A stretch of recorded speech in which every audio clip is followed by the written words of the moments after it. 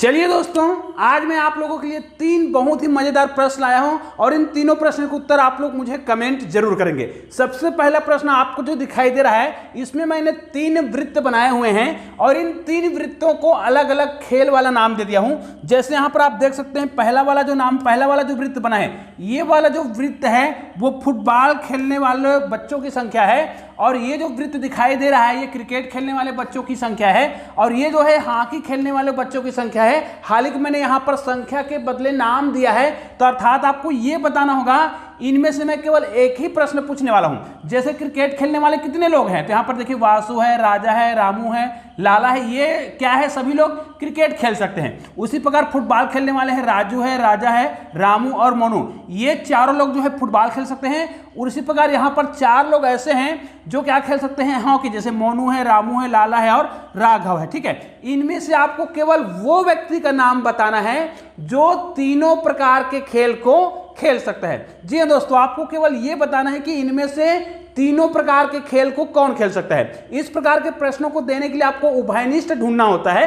तो इसके लिए आपको क्या करना है, जैसे यहां पर देखिए मैं यहां से स्टार्ट कर रहा हूं। इस वृत्त की अगर हम बात करें तो इस वृत्त के अंदर, ठीक है, 4 लोग हैं। 4 लोगों में से वह व्यक्ति हमें ढूंढना है जिसको क्या आता है, फुटबॉल भी आता है। देखिए फुटबॉल भी आता होगा, तो फुटबॉल 2 लोगों को आ रहा है, मतलब जिसको क्रिकेट तो आता है उनमें से फुटबॉल कितने लोगों को आता है, राजा को आता है और रामू को आता है। ठीक है, अब देखिए ऐसा इसलिए बोल रहा हूं क्योंकि क्रिकेट खेलने वालों में मोनू शामिल नहीं है ना, क्योंकि इसको फुटबॉल तो आता है लेकिन क्रिकेट नहीं आता। अब हमें क्या करना है, राजा और रामू में से हमारा कोई ना कोई एक उत्तर होगा। अब तीसरे बात करते हैं, यहाँ की बात करते हैं, हॉकी।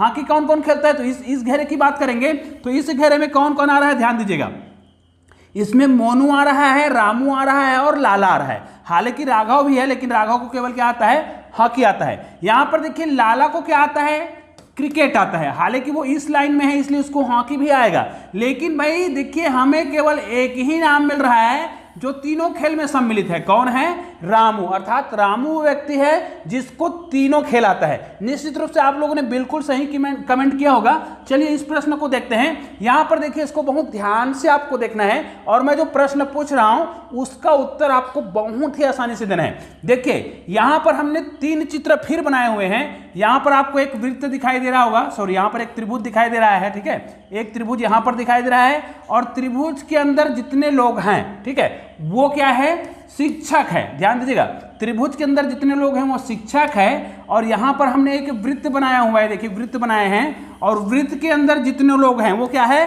पेंटर है। तो इसमें देखिए हमने क्रमशः संख्या लिखा है 1 2 3 4 5 6 7 और 8। और ये जो आपको आयत दिखाई दे रहा होगा, इसके अंदर जो भी संख्या आपको दिखाई दे रहा है वो कवि भी है। अर्थात इसमें केवल आपको वो बता देना है जो शिक्षक तो है, लेकिन शिक्षक के अलावा वो ना तो कवि है और ना ही पेंटर है। हालांकि इस प्रश्न के उत्तर आप बहुत ही आसानी से दे सकते हैं। इसका मतलब यह है हमें इसमें केवल वह शिक्षक को ढूंढना है। हालांकि शिक्षक की संख्या यहाँ पर देखिए 2 है, यहाँ पर 5 है और यहाँ पर 7 है। ठीक है, और यहाँ पर 6 है। तो हमें केवल वो शिक्षक ढूंढना है जो केवल शिक्षक का काम करते हैं, कवि और पेंटर नहीं है। तो यहां पर देखिए ये जो 2 नंबर है वो किस में शामिल है, वो इस वृत्त के अंदर भी शामिल है। इसका मतलब ये क्या है, ये शिक्षक के साथ साथ पेंटर भी है। और ये वाला बात करते हैं, अगर हम 5 की बात करते हैं, 5 शिक्षक ऐसे हैं जो देखिए इसमें भी आ रहा है, आयत में भी आ रहा है और इस वृत्त में भी आ रहा है। मतलब ये जो है क्या है, पेंटर भी है, कवि भी है और ये शिक्षक तो है ही क्योंकि ये त्रिभुज के अंदर है। और ये जो 7 वाला जो नंबर दिखाई दे रहा है ये किस में है, 2 चीजों में है। एक तो त्रिभुज के अंदर है और ये आयत के अंदर है। इसका मतलब ये है, ये क्या है, 7 लोग ऐसे हैं, 7 शिक्षक ऐसे हैं जो कवि भी है और शिक्षक भी है। और हमें बताना क्या था, जो केवल शिक्षक है। इसका मतलब तो ये है, ये जो 6 शिक्षक ऐसे हैं, 6 शिक्षक ऐसे हैं जो केवल शिक्षक का काम करते हैं। मतलब वो ना तो कवि है और ना ही पेंटर है। निश्चित रूप से आपको समझ आ गया होगा। चलिए पहले प्रश्न पर चलते हैं। इस प्रश्न में मैंने 3 प्रश्न लिखे हुए हैं, इसको ध्यान से देखना है। और इस प्रकार के प्रश्न में मैंने ऑप्शन नहीं लिखा है, ताकि आप लोग इसको खुद ही सोचें और इसका उत्तर दें। देखिए यहां पर मैंने फिर बनाया है, एक यहां पर वर्ग दिखाई दे रहा है, यहां पर एक आयत दिखाई दे रहा है और यहां पर एक वृत्त दिखाई दे रहा है। अब यहां पर भी संख्या जो है मैंने क्रमशः लिख लिया है, 1 2 3 4 5 6 और यहां पर 7। पहले प्रश्न में क्या कहा गया है, एक ही आकृति में स्थित अंकों का योग बताना है। एक ही आकृति मतलब वो कोई भी एक आकृति में हो सकता है, चाहे वो केवल वृत्त में हो या वर्ग में हो या फिर आयत में हो। तो आपको केवल वह संख्या ढूंढना है जो केवल एक ही आकृति का प्रतिनिधित्व करता है, मतलब जो केवल एक ही आकृति में है, किसी दूसरे आकृति में वो ना आया हो, ऐसी संख्याओं का योग आपको निकालना है पहले प्रश्न में। तो इस प्रश्न का उत्तर क्या होगा, यदि आपको पता है तो मुझे कमेंट करके जरूर बता दीजिएगा। लेकिन इसका उत्तर यदि हमें निकालना हो तो हम क्या करेंगे, सबसे पहले वृत्त की बात करेंगे। तो वृत्त में तो बहुत सारी संख्या है, जैसे 2 है, 3 है, 5 है और 6 है, लेकिन हमें तो वह संख्या ढूंढना है जो केवल वृत्त में हो।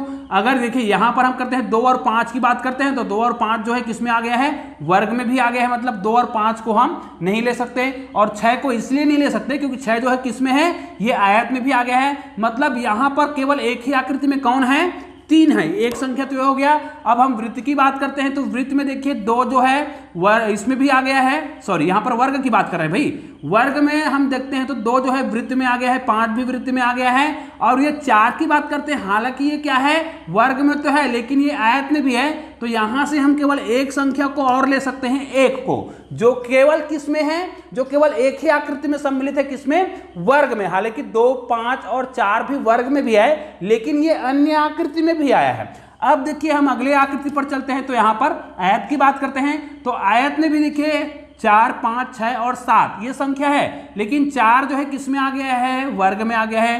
5 जो है वर्ग में भी आया है और किसमें आया है, इसमें भी आया है, तो इसको भी नहीं ले सकते, 6 को भी नहीं ले सकते।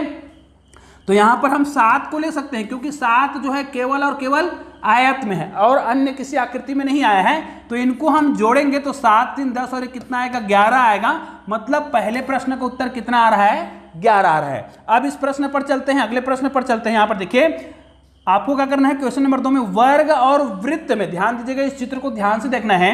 वर्ग और वृत्त में उभयनिष्ठ संख्या का योग कितना होगा, निकालना है। अब आपको 2 ही आकृति लेना है, पहला वर्ग ले लीजिए और दूसरा वृत्त ले लीजिए। फिर दोनों आकृति में जो उभयनिष्ठ है उसको लिखना है, बोल रहा है। तो दोनों आकृति में भी उभयनिष्ठ हो, तो सबसे पहले आप क्या करिएगा, वृत्त ले लीजिएगा और उसके बाद वर्ग ले लीजिए। फिर दोनों में उभयनिष्ठ हो, उभयनिष्ठ का मतलब कॉमन होता है ना, कॉमन संख्या जो दोनों में आया है। तो निश्चित रूप से 3 तो नहीं आया है, 6 भी नहीं आया है। हाँ 6 जो है आयत में और किस में आया है, वृत्त में आया है, लेकिन हमको पूछा गया है वर्ग में, मतलब इस वर्ग में आया हो और वृत्त में आया हो। तो निश्चित रूप से ये 2 और 5 दोनों में आया है, मतलब किसमें, वृत्त में भी आया है और वर्ग में भी आया है। ये 5 वृत्त में भी आया है और वर्ग में भी आया है। 4 जो है वृत्त में तो आया, सॉरी वर्ग में तो आया है, लेकिन वृत्त में नहीं आया है, इसलिए इसको हम नहीं ले सकते हैं। तो हमारा उत्तर क्या होगा, 2 और 5 होगा, दोनों को जब जोड़ेंगे तो हमारा उत्तर आ जाएगा 7।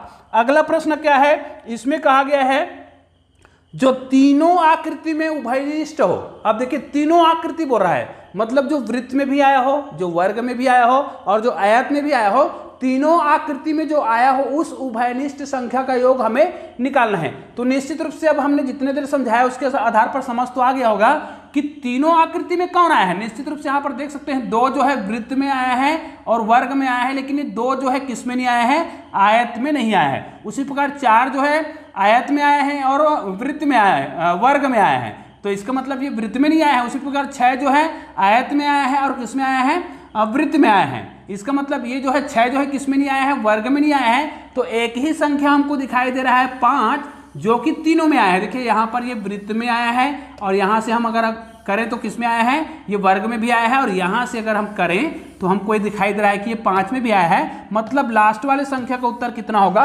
5 ही होगा, क्योंकि एक ही संख्या है जो तीनों में आया है। निश्चित रूप से यह छोटा सा वीडियो जरूर है, लेकिन तार्किक रूप से बहुत ही मजेदार वीडियो है, इसलिए इस वीडियो को अधिक से अधिक शेयर जरूर करिएगा। तो दोस्तों मिलते हैं एक और बेहतरीन वीडियो के साथ, तब तक के लिए जय हिंद जय भारत।